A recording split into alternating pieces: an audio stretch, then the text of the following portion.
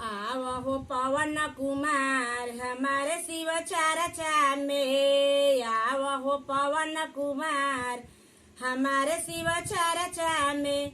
आप भी आना गुरु जी को लाना। आप भी आना शिव गुरु जी को लाना। पार्वती माँ को लाना जरूर हमारे शिव चर्चा में। पार्वती माँ को लाना जरूर हमारे शिव चर्चा में। आवहो पवन कुमार हमारे शिव चर्चा में। आप भी न ब्रह्मा विष्णु को ले आना। आप भी न ब्रह्मा विष्णु को ले आना। सरस्वती माँ को लाना जरूर हमारे शिव चर्चा में। दुर्गा माँ को लाना जरूर हमारे शिव चर्चा में।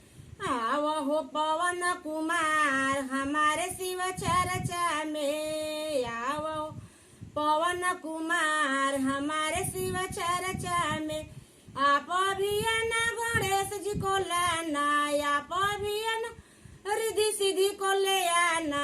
आप भी आना गणेश जी को लाना।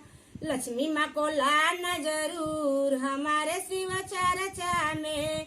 लक्ष्मी माँ को लाना जरूर हमारे शिव चर्चा में।